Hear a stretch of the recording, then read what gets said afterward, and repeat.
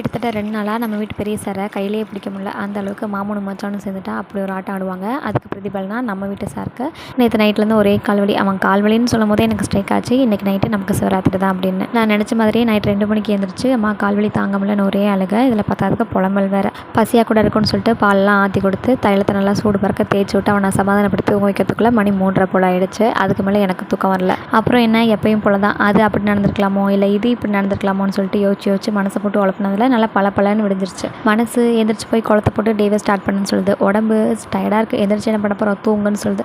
சரி நமக்கு உடம்பு தான் முக்கியம், உடம்பு சொல்கிறதே கேட்போன்னு சொல்லிட்டு நல்லா தூங்கியாச்சு. அதுக்கப்புறம் எத்தனை மணிக்கு நான் எந்திரிச்சுன்னு பார்த்தீங்கன்னா இன்றைக்கி 11 மணி போல் தான் எனக்கு விடிஞ்சது. அதுக்கப்புறம் ஐயோ இவ்வளோ நேரம் தூங்கிட்டமேன்னு சொல்லிட்டு எந்திரிச்சு இன்றைக்கி வெள்ளிக்கிழமை வேறையா கூட்டுறது கழுவுறது துவைக்கிறதுன்னு எல்லா வேலையும் முடிச்சுட்டு ஒரு 12:15 போல் தான் கிச்சனுக்குள்ளே போனேன். இந்த க்ளீனிங் வேலைலாம் பார்க்கும்போது ஒரு அடுப்பில் சாதம் வச்சுட்டு இன்னொரு அடுப்பில் சாம்பாருக்கு பருப்பு வேக போட்டேன். அதனால் ஈஸியாக இருந்துச்சு வேலை. இனிமேல் பிரேக்ஃபாஸ்ட்லாம் சாப்பிட்டா வேலைக்காகன்னு சொல்லிட்டு ஸ்ட்ரைட்டாக வந்து லஞ்சை குக் பண்ண ஸ்டார்ட் பண்ணியாச்சு. மார்னிங்கே அதை இறால் 5 வச்சுருந்தாங்க. அதை அப்படியே செஞ்சுட்டு மாமாக்கும் அத்தைக்கும் கோவக்காய் பொரியல் செஞ்சுட்டு இன்றைக்கி கத்திரிக்காய் முருங்கைக்காய் மாங்காய் எல்லாம் போட்டு சூப்பராக ஒரு சாம்பார் வச்சாச்சு. இன்றைக்கி டே இப்படி தான் ஸ்மூத்தாகவும் இல்லாமல் பயங்கரமாகவும் இல்லாமல் மீடியமாக போச்சு.